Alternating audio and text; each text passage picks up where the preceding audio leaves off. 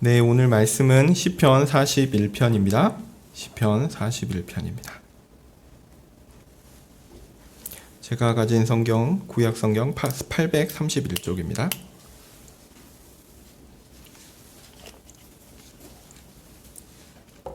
시편 41편입니다.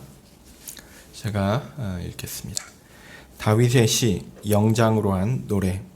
빈약한 자를 권고하는 자가 복이 있으며 재앙의 날에 여호와께서 저를 건지시리로다. 여호와께서 저를 보호하사 살게 하시리니 저가 세상에서 복을 받을 것이라. 주여, 저를 그 원수의 뜻에 맡기지 마소서.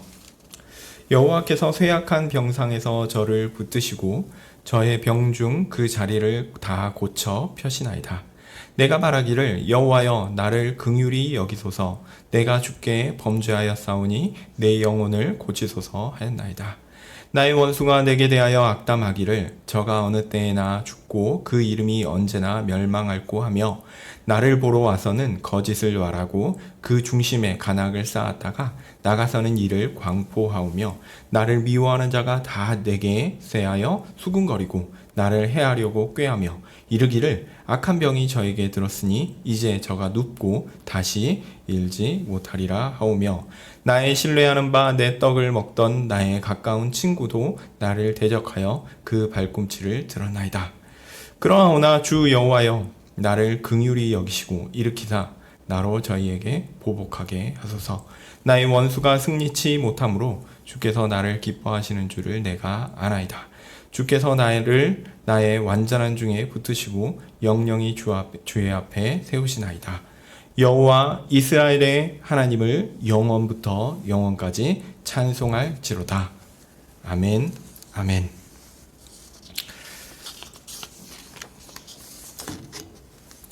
네, 시편 41편은 오늘 표지에서 보시다시피 다윗이 작성한 시편입니다. 다윗의 개인적 호소와 기도를 담고 있는 내용으로 보입니다. 그가 자신의 상태를 어떻게 여겼는지 또 하나님을 어떤 분이라고 생각하였는지 알 수 있는 시편이죠. 우리는 이를 통해 성도의 고난의 현실과 이를 통해 성도가 얻을 교훈에 대해서 살펴보려고 합니다. 먼저 시편 41편을 보시면 특이한 것이 우리말로는 이제 빈약한 자를 권고하는 자가 복이 있으며 이렇게 되어 있는데요. 원래 잘 아시다시피 히브리어에서는 이제 동사, 강조하는 동사가 먼저 나오는 경향이 많거든요. 그래서 복이 또다 이렇게 시작합니다. 복이 또다라고 시작하는 시편 혹시 들어보셨습니까? 네. 시편 1편이 그렇습니다. 네. 그래서 시편 1편이 시작하면서 복이 또다 이렇게 시작하거든요. 그래서 시편 1편과 같이 여기도 복이 또다 이렇게 시작합니다. 이게 시편 41편은 구조상 보면 시편은 5권으로 이루어졌는데 시편 1편부터 41편까지가 한 1권이거든요. 그래서 이 1권의 시작과 끝을 또 이렇게 맞춰놓은 것은 아닌가 이렇게 생각될 수도 있습니다. 그 의미에 대해서는 그 의미가 있는가에 대해서는 우리가 맨 마지막에 잠깐 기회가 되면 좀 살펴보고요. 자, 시편 1편과 같은 표현입니다. 시편 1편에는 어떻습니까? 우리가 시편 1편은 또 생각하면 또 어떻게 나오죠? 사실은 마태복음의 산상수훈과도 연결이 되거든요. 또 왜냐하면 여기서 41편에 보면 빈약한 자를 권고하는 자가 이렇게 돼 있는데요. 이게 그 개역 개정판, 그러니까 새로운 성경 번역에서는 가난한 자를 권고하는 자 이렇게 돼 있습니다. 그러니까 이것들을 보면 좀 산상수훈의 마음이 가난한 자 이런 것과 연결, 그런 자는 마음이 가난한 자는 복이 있나니 이런 표현하고도 연관돼서 볼 수 있지 않을까 이런 생각이 들기도 합니다. 그렇지만 이 시편은 1차적으로는 좀 개인적인 표현으로 보는 것이 문맥상으로는 좀 적절하지 않은가 이런 생각을 합니다. 일단 가난하다, 여기서는 빈약하다 이 표현은 아프거나 약한 사람을 가리킵니다. 그래서 이런 사람은 어떤 사람인가 보면 4절에 보시면 뭐가 나오냐면 3절이죠. 여호와께서 쇠약한 병상에서 이렇게 얘기하죠. 이렇게 보면 아픈 사람, 질병으로 병상에 누워있는 사람, 그것에 대한 표현이 아닐까. 그래서 아픈 사람, 빈약한 사람은 이렇게 질병으로 누워있는 아픈 사람을 가리키는 것 같아 보입니다. 그래서 1절 표현도 다윗이 아프고 고통 가운데 있는 상황을 경험하는 것을 이야기한 것으로 보입니다. 그런데 꼭 이 상황을 질병으로 인해 병상에 누워있다라는 그런 어떤 좁은 의미로만 보지 마시고 좀 넓은 의미에서 그의 인생이 큰 고통과 아픔 가운데 있었다. 이렇게 이해하는 것이 좀 나아 보입니다. 다윗은 어떤 사람입니까? 하나님께서 자기 백성의 왕으로 세운 하나님의 사람입니다. 바로 그가 아프고 슬프고 힘든 상황에 놓여 있습니다. 누구도 자신의 편에 서서 자신을 돌보려고 하지 않는 상황입니다. 그래서 외롭고요, 힘듭니다. 하나님께서 세우신 왕이라도 이런 경험을 합니다. 구체적으로 어떤 일이 있었을까요? 다윗이 사울에게 쫓길 때 그런 일들을 경험했고, 또 자신의 아들이었던 압살롬에 의해서 쫓겨나서 쫓길 때도 그런 일들을 경험했습니다. 하나님께서 자기 백성의 왕으로 세운 사람 다윗이었지만 사실 그는 온전한 사람은 아니었습니다. 그가 온전한 의인이었느냐? 그렇지 않습니다. 그는 온전하지 않았고 슬픔과 고통을 당했습니다. 그래서 많은 사람들이 자신을 떠나는 일이 발생했죠. 그래서 그는 자신이 이렇게 어려운 상황에 놓여 있을 때 자신을 떠나지 않고 자신을 함께한 사람, 자신을 오히려 돌본 사람의 가치를 잘 알고 있습니다. 그래서 성경에도 보면 다윗이 자신에게 발생한 이 어려움을 극복한 이후에 그 고통을 함께한 사람들에 대해서 찌아한 부분들이 다 드러나 있습니다.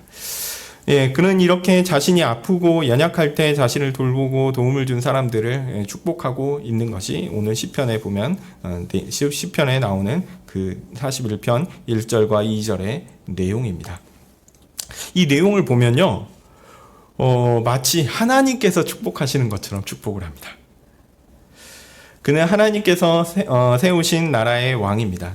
그런데 하나님 나라의 왕으로서 세움을 받은 사람이 온갖 어려움을 당하여 곤란한 상황에 처해 있고요. 그래서 세상이 보기에 이 사람은 이미 망한 것 같았고 하나님께서 그를 버리신 것 같은 의심이 들기도 하는 상황이었죠. 그러나 왕은 자신이 처한 상황이 아니라 그를 향한 하나님의 약속과 신실하심을 의지하였습니다. 그리고 그 자신의 곁에서 그를 돌봐준 사람, 여기서 우리말로는 이제 권고하는 자라고 되어 있는데, 이렇게 권고한 사람은 이러한 왕의 상황과 또 왕의 상황을 본 것이 아니라 왕에게 하나님 주신 약속과 신실하심을 의지하여 끝까지 하나님 나라와 왕을 버리지 않고 하나님께서 세우신 왕을 떠나지 않고 돌보았습니다. 사실 모두 다 그런 끔찍한 상황, 좋지 않은 상황이 되면 떠날 것 같은데 이렇게 하지 않은 사람들이 있었습니다. 그의 곁에서 목숨을 다해 하나님 나라의 왕을 지키는 사람들이 있었습니다. 그리고 그들은 반드시 복을 받게 될 것입니다. 하나님께서 죄의 값을 갚으시는 마지막 심판의 날, 재앙의 날에 하나님은 그를 재앙 가운데 버려두지 않고 구원하실 것입니다. 이것이 다윗이 그들에게 선포하는 제일 중요한 복입니다. 죄악에 휩쓸려가는 그곳에서 그들을 지키사 생명을 얻게 하실 것입니다. 마지막 날에는 그 죄악들로 인한 심판이 있을 것이고 그 심판에서는 죄를 지은 모든 사람들이 영원한 죽음의 형벌을 받게 될 것인데 그곳에서 벗어날 수 있다는 거죠. 여호와 하나님께서 자기 백성의 왕에게 충성을 다하는 사람들에게 주시는 복이 이것이다. 이 영원한 생명의 복이 그것이다 라고 얘기하면서 그들에게 이 복이 있을 것을 기도하고 있습니다. 물론 이 땅에서도 하나님은 자신의 의를 드러내시기 때문에 이 땅에서도 복을 받을 것입니다. 그래서 저가 세상에서 복을 받을 것이라 2절 중반부에 보면 이 표현이 있죠. 이 세상에서는 이 땅에서 우리가 살아가는 삶에서 이런 의미입니다. 그렇긴 한데 다윗은 땅에서 살아남아 그 복을 누리는 것을 경험하고 목격할 것을 분명히 소망하고 고백하고 있습니다. 물론 궁극적이고 본질적인 구원은 재앙의 날, 마지막 심판의 날 이루어질 구원이기는 한데, 그리고 이 땅에서 그럼에도 불구하고 이 땅에서 얻어지는 복이 있을 것이다 라고 이야기하면서, 그런데 이 복은 사실 본질적인 복은 아닙니다. 마지막 날에 받을 복의 현재적인 증거가 될 뿐입니다. 그래서 땅의 복을 내가 지금 누리고 목격하는가? 여기에 초점을 맞추시지 않으셨으면 좋겠어요. 왜냐하면 땅에서 복은 제한적이라서, 그리고 상대적이라서 어떤 사람에게 하나님께서 충분히 주셨는데 그 사람은 충분하지 않다라고 여길 수 있습니다. 어떤 사람은 굉장히 조금 주셨는데 그 사람은 그것이 족하다, 충분하다 이렇게 여길 수도 있습니다. 그래서 내가 이 땅에서 이 복을 누리는가 누리지 않는가 여기에 집중하는 것보다는 하나님의 왕 곁에 있는 사람이 집중해야 할 것은 하나님의 왕 곁에 머금으로 복이 있다라는 그 사실을, 그것에 집중해야 합니다. 그래서 하나님 나라의 왕을 권고하고 돌보고 함께 있는 것이 좋고 행복해서 있는 것이죠. 그래서 그것으로 말미암아 복을 누린다라는 것을 알기 때문입니다. 구체적으로 어떤 무엇이 주어진다라기보다 그곳에 있는 것이 좋은 것입니다. 하나님은 자신이 세운 왕을 결코 버리지 않을 것입니다. 대적들은 그를 없애려고 하지만 하나님은 자신의 왕을 그의 대적들에게 넘기지 않을 것입니다. 여기서 다윗은 호소하며 간구하고 있지만 이것은 동시에 약속이기도 합니다. 그리고 아픈 자를 돌보는 사람들이 하는 일, 그 하나님의 왕을 지키며 그와 함께 있는 사람들의 그 일이 헛되지 않음을 보여주는 중요한 근거가 될 것입니다. 아픈 사람, 곧 대적들의 공격을 받아 죽음을 당할 것 같은 그 사람을 여호와 하나님께서 대적들에게 넘기지 않을 것입니다. 그러므로 하나님 나라의 왕은 죽을 것 같아 보여도 죽지 않을 것입니다. 패배할 것 같아 보여도 패배하지 않을 것입니다. 하나님 나라는 망하지 않을 것입니다. 그렇기 때문에 끝까지 하나님 나라와 그 왕에게 붙어있는 사람은 하나님께서 베푸시는 그 복을 누리게 됩니다. 3절은 이 약속을 반복해서 말하고 있습니다. 고통 가운데, 아픔 가운데 있는 다윗을 여호와 하나님께서 돌보시고 고쳐주실 것입니다.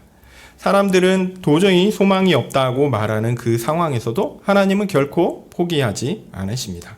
사실 하나님 나라인데 우리가 누구를 의지해야 하겠습니까? 그리고 하나님 나라인데 솔직히 무슨 걱정이 있겠습니까? 다만 하나님 나라의 왕인데 이렇게 세상에서 아픔과 고통을 겪는 것은 우리가 생각하는 그런 세상하고는 조금 다르죠. 그래서 좀 당황스럽기도 합니다. 예수님 믿어 구원 얻는 우리의 삶도 똑같죠. 세상이 보기에는 불완전하고 고통이 있고 아픔이 있습니다.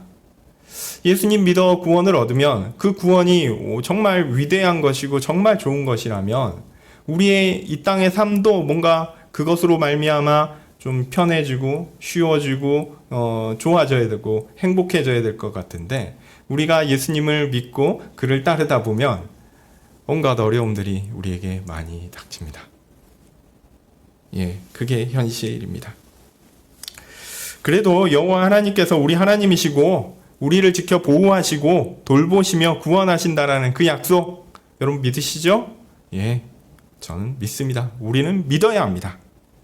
이는 예수님께서 재림하시는 그날 온전하게 성취될 것입니다. 이 땅에서 우리가 경험하는 여러 구원들이 있어요. 굉장히 어려운 상황 가운데 있을 때 이 상황을 어떻게 극복할 수 있을까? 어떻게 우리가 헤쳐나갈 수 있을까?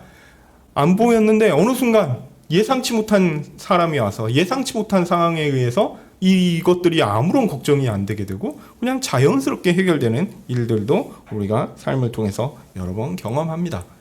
이 땅에서 이렇게 경험하는 우리의 여러 구원들은 사실 마지막 날에 누릴 진정한 구원의 맛보기입니다. 우리가 두려운 마음으로 하나님 앞에 나아갈 수 있습니다. 우리의 본질을 보고니까. 그러나 하나님 앞에 갔을 때 전혀 예상치 못하게 예수님으로 말미암아 우리는 천국으로 프리패스 할 거거든요. 당황하면서 갈 겁니다. 우리는. 그러나 그것이 하나님께서 우리에게 주신 약속입니다.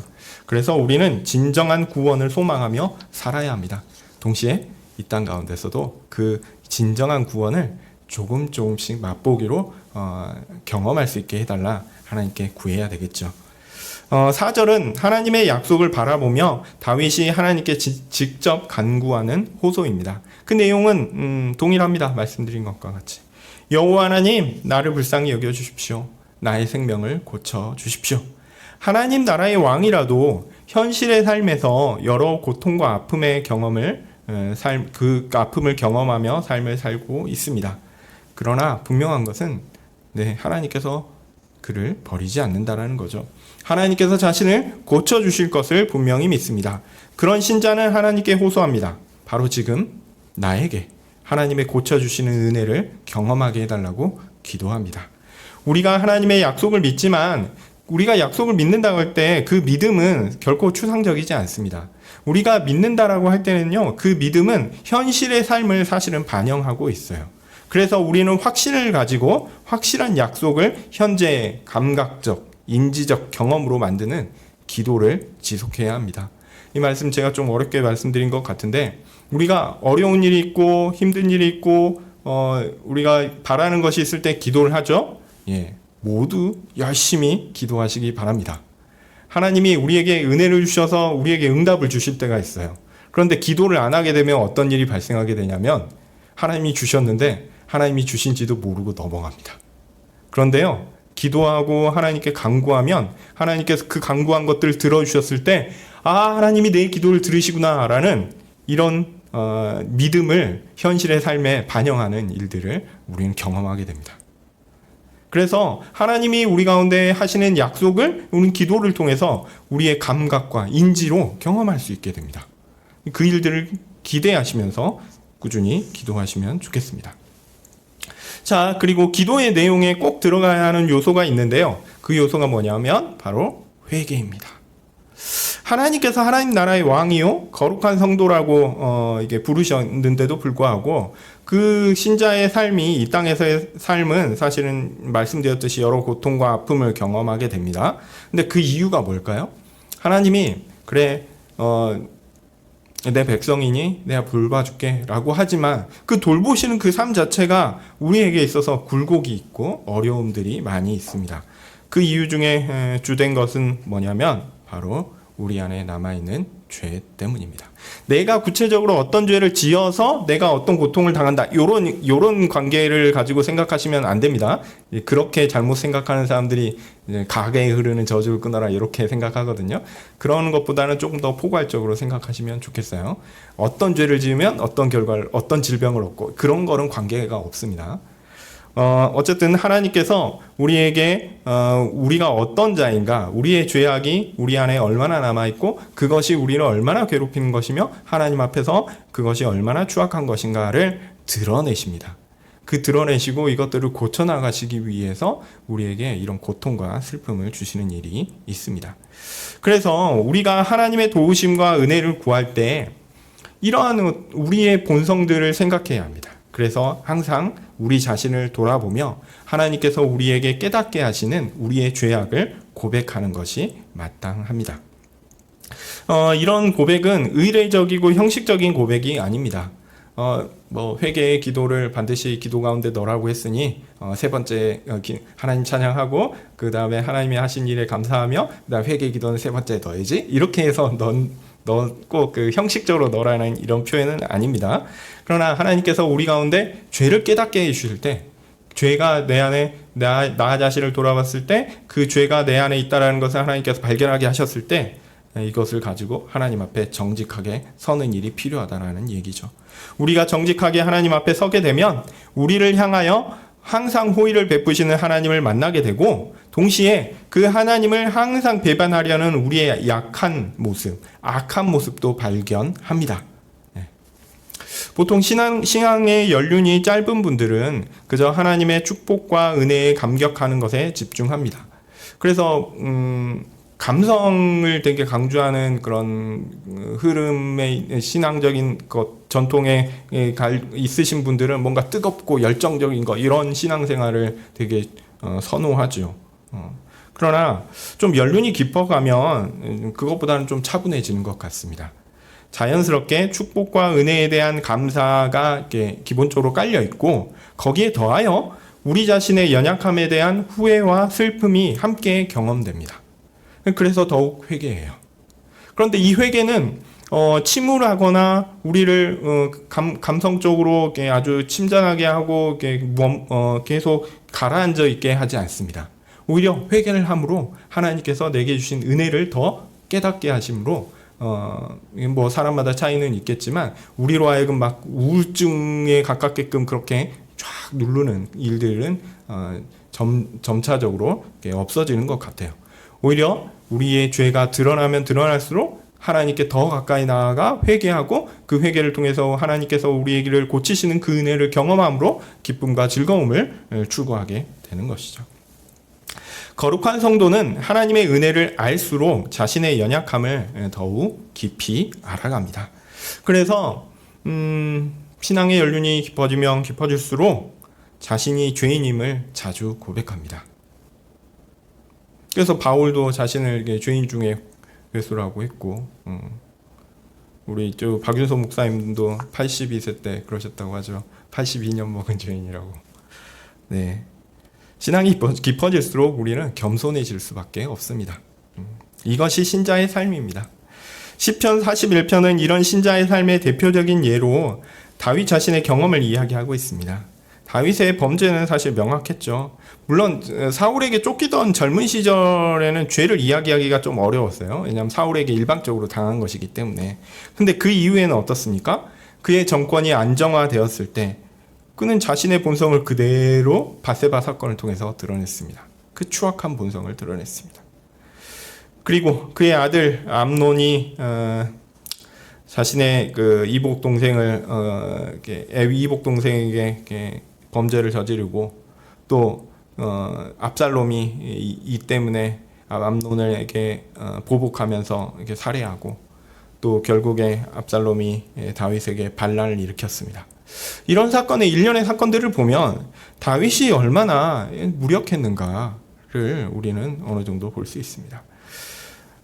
여러분 솔직히 다윗의 삶은 너무 역동적이고 조금 그래요. 그래서 다윗의 삶을 굳이 본받고 싶지는 않습니다. 젊은 날에 쫓겨다니고 중년이 되어서 죄 짓고 말년이 되어서 아들에게 또 곤란을 당하고 이런 역동적인 굴곡 있는 삶 그렇게 좋은 삶이 아니죠. 다만 하나님께서 그럼에도 불구하고 그렇게 연약한 자, 그렇게 부족한 자, 그렇게 좀 심각한 죄를 지은 사람이라고 하더라도 그를 하나님 나라의 왕으로 세우시고 결코 그를 버리지 않으셨다라는 점, 그 점이 중요합니다. 여러분 다윗이 죄 지은 만큼 죄 지으셨습니까? 최소는 아니라고 생각합니다. 그렇다면 희망을 가지십시오. 하나님이 다윗도 안 버리셨어요. 우리도 안 버리시는 것이 마땅합니다. 하나님은 좀 예를 들을 때 확실하게 알게 하시려고 좀 극단적인 예를 좀 많이 드세요. 근데 이제 다윗도 그런 예 중에 한 명입니다. 아주 훌륭한 사람이죠. 그러나 아주 끔찍한 죄도죠. 우리 같은 보통 사람들이 볼 때 따라갈 수 없는 그런 일입니다. 하나님께서 그 다윗을 지키셨다면 우리를 지키시지 않는다라고 얘기할 수 없는 거죠. 똑같이 우리가 다윗과 같은 믿음을 가지면 똑같이 우리도 지키실 것입니다. 네, 다윗의 현실적 어려움을 보고 다윗을 대적하는 사람들은 드디어 다윗이 하나님께 버림을 받았다라고 생각했습니다. 더 이상 그에게 소망이 없다라고 여겼습니다. 그래서 다윗을 저주하고 그가 곧 죽을 것이고 망할 것이다 이렇게 말하고 다녔습니다. 그에게 온갖 거짓과 저주를 퍼부었습니다. 다윗을 해치려고 계략을 꾸미고 악한 소문을 퍼뜨리고 이제 저렇게 아프고 고통스러워하는 것을 보니 이제 일어나지 못할 거다. 이런 이야기를 공공연하게 말하고 다녔습니다. 이런 내용들에 대한 고백이 5절부터 8절입니다. 사람들이 보기에 다윗의 객관적인 상황은 회생불가였습니다. 더 이상 하나님의 도우심을 받지 못한다라는 것이 일반적 견해였습니다. 심지어 다윗과 매우 가까운 사람마저 함께 식사하고 교제하는 사람이었는데도 불구하고 다윗을 배신하고 떠나기도 했습니다. 다윗의 곁에 있는 사람이 계속 줄고 있었습니다. 사람들이 다윗이 세상의 다른 나라의 지도자들과 마찬가지로 말년에 몰락의 길로 가는구나 이렇게 생각했습니다. 다윗이 가장 신뢰하고 아끼던 사람마저 그를 떠났다면 다윗에게는 이제 소망이 없겠구나 이런 결론을 내릴 만한 상황이었습니다. 아마도 압살롬의 반역에 동참했던 아히도벨을 지칭하는 것이 아닐까 이런 생각이 듭니다. 하여튼 다윗이 처한 위기는 객관적 상황이었습니다. 그리고 이는 주변 사람들의 판단과 동일했습니다. 그래서 결론적으로 우린 얘기할 수 있습니다. 다윗은 소망이 없습니다. 그러나 다윗은 이 소망 없는 상황 가운데 유일하게 빠져나갈 길이 있다는 것을 알았습니다. 그래서 하나님께 간구합니다. 하나님께 자신을 불쌍히 여겨달라고 간구합니다. 자신을 세워주시고 자신을 배신한 사람들에게 다시 보복할 수 있도록, 보응할 수 있도록 해달라고 간구합니다. 다윗 자신이 비록 자신의 연약함과 죄로 말미암아 고통과 아픔과 슬픔에 빠져 있고 주변 사람들이 보기에 아무런 소망 없는 것 같은 현실일지라도 자신이 의지해야 할 분이 오직 여호와 하나님이시다라는 사실을 그는 잊지 않았습니다. 여호와 하나님께서 자신을 하나님 나라의 왕으로 삼으셨고 자신의 연약함에도 불구하고 자신을 사랑하시며 돌보시는 분이시다라는 사실을 잊지 않았습니다. 그리고 만물의 창조자와 주관자이신 여호와 하나님의 능력이면 이 정도 어려움은 사람들은 객관적으로 완전히 포기하는 것이 맞다라고 이야기할 상황이라도 할지라도 그 상황을 뒤집는 것이 하나님께는 어려움이 아니다라는 것도 분명하게 알고 있었습니다. 그래서 여호와 하나님을 부른 것입니다. 다윗에게는 분명한 믿음이 있었습니다. 하나님께서 나를 사랑하시고 날 돌보시고 지키시고 나를 결코 버리지 아니하실 것이다 라는 믿음입니다. 세상에서는 많은 사람들이 나를 배신하더라도 심지어 나의 가장 친한 친구가 나를 배신할지라도 여호와 하나님은 나를 선택하시면 결코 버리지 않으십니다. 하나님은 이런 부분에서 매우 확고하십니다.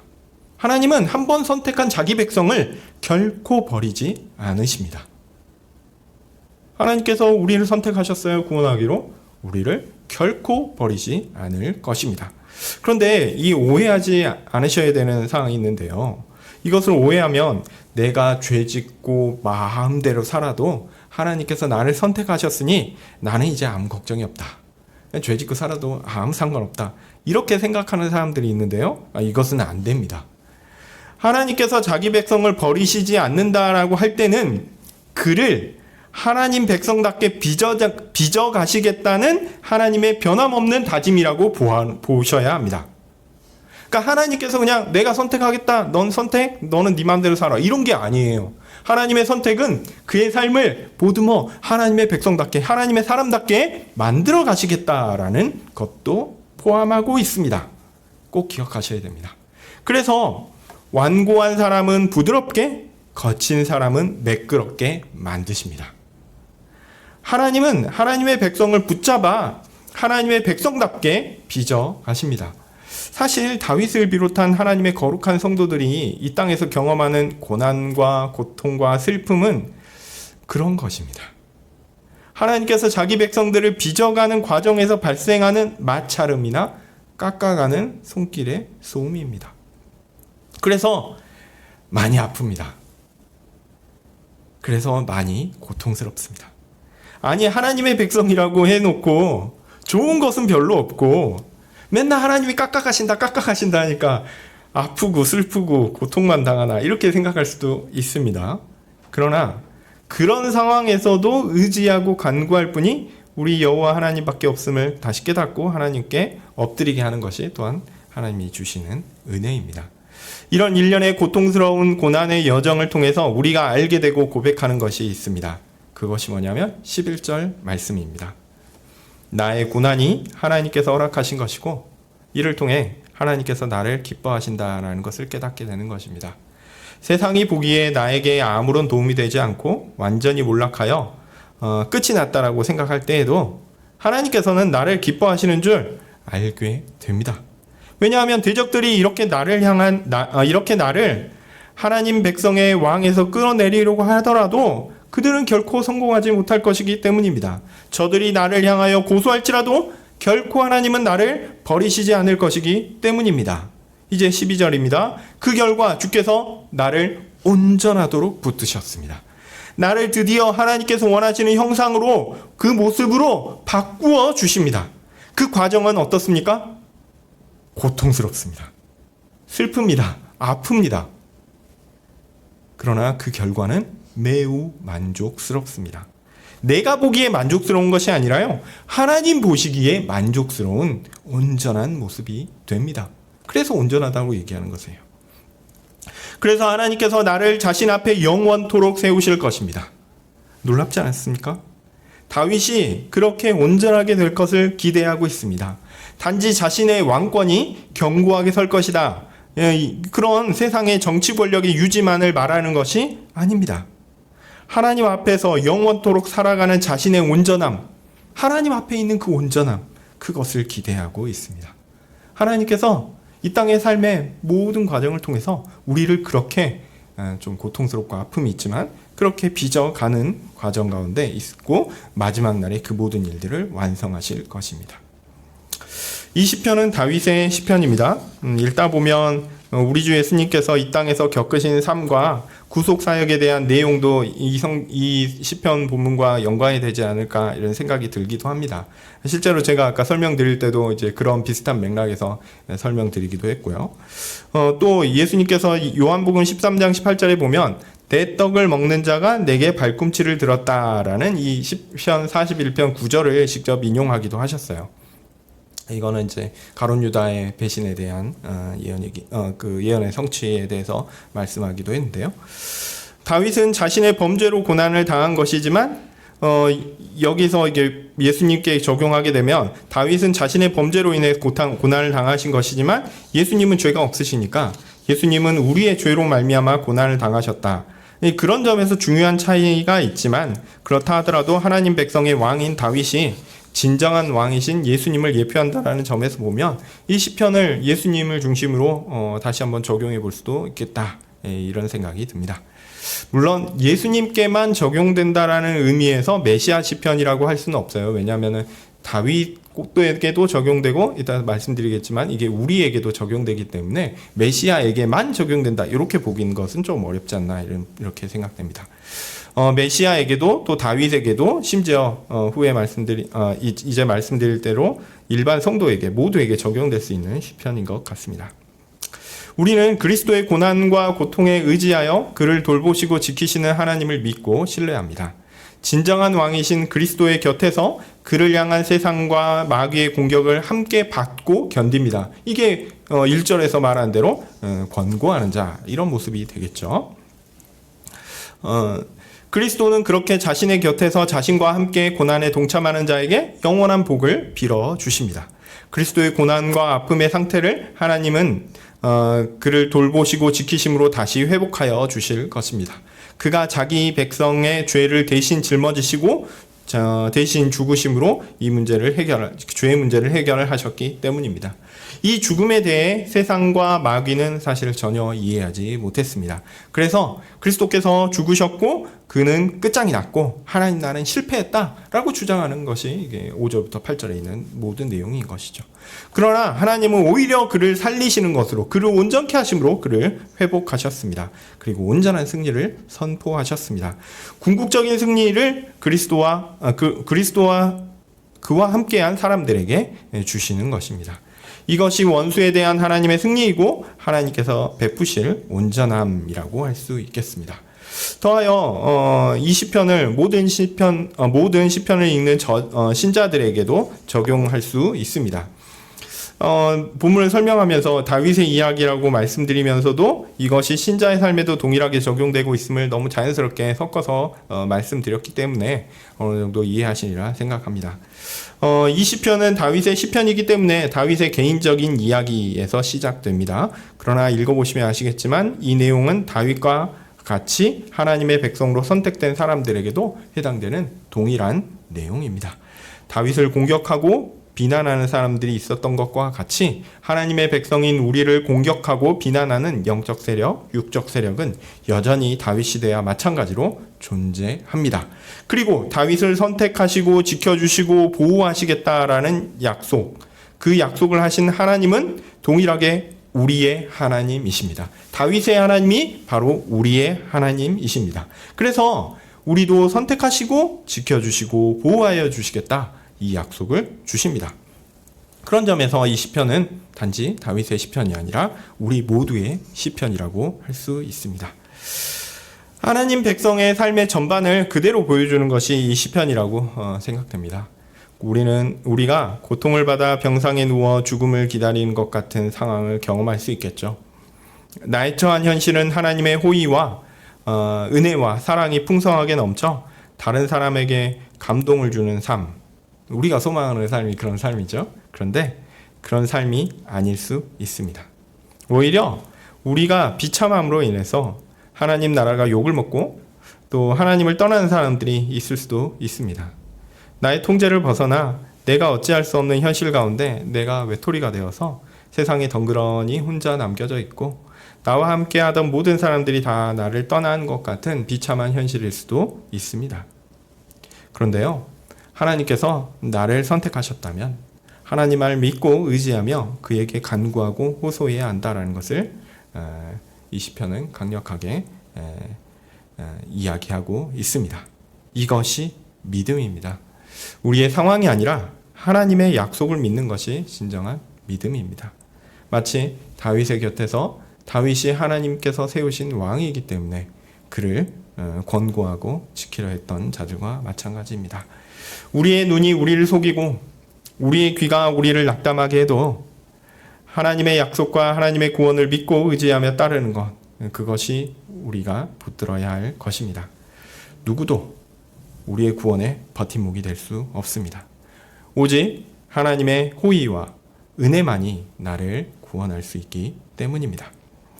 이런 다윗의 고난과 고통, 그의 연단은 그를 온전히 세우고자 하시는 하나님의 의도된 과정이었습니다. 이는 우리에게도 마찬가지입니다. 우리의 삶도 우리의 죄로 인해 여러 굴곡이 발생하고 고통과 연단이 있을 것입니다. 그래서 주변에서 나를 보고 죄값을 받는다고 놀리기도 하고 하나님의 백성이 무슨 그런 어려움에 처하냐라고 비아냥거리기도 하고 하나님은 뭐 아무 일도 안 하나 보다, 네가 믿는 하나님이 존재하냐, 이런 이야기를 하면서 비난받기도 합니다. 그런데요, 이것은 연단입니다. 이것이 우리의 시험입니다. 그 상황에서 하나님을 믿고 신뢰하며 붙들며 간구하며 나아가는 것, 그것이 진정한 성도의 삶의 모습입니다. 그런 성도들이 하는 일이 뭐냐면 41편 마지막 절과 마찬가지로 여호와 하나님을 찬양합니다. 그 찬양이 영원토록 이루어질 것을 소망합니다. 이스라엘의 하나님 여호와를 영원부터 영원까지 송축할지로다. 아멘, 아멘. 고난 중에서도 하나님을 신뢰하며 견디고 하나님의 은혜를 누리고자 소망하는 모든 하나님의 백성의 고백과 믿음의 표현이 이것입니다. 이스라엘의 하나님 여호와를 영원부터 영원까지 송축할지로다. 아멘, 아멘. 기도하겠습니다. 거룩하신 하나님, 시편 41편을 통해 하나님께서 참 하나님의 백성에게 어떤 삶을 주시고 전 그런 삶 가운데서도 하나님이 어떻게 그를 지키시며 또한 어떻게 그를 회복하시게 하시며 온전케 하실 것인가, 이런 내용들을 살펴보았습니다. 주님, 우리가 이 땅에 보이는 어떠한 다른 것들을 바라보거나 믿거나 신뢰하지 않게 하여 주시고 우리에게 구원의 약속을 주시며 우리를 돌봐주시고 우리에게 호의를 베풀어 주시고 은혜를 주시는 그 하나님만 믿고 신뢰할 수 있게 도와주십시오. 그 하나님만 믿고 신뢰하여 참된 구원을 받고 이 땅의 삶에서 하나님이 주시는 연단을 잘 견디어 하나님께서 만족하시는 그 온전하신 그런 모습으로 다시 태어날 수 있게 주께서 은혜로 함께하여 주시옵소서. 우리가 매 순간 하나님의 은혜만을 구하고 의지하오니 주께서 우리를 붙들어 주시옵소서. 그리하여 마지막 날에 여호와 하나님만을 찬양하며 그를 송축하고 그를 높이는 일에 우리의 모든 것들을 쏟게 하여 주시옵소서. 예수님의 이름으로 기도합니다. 아멘.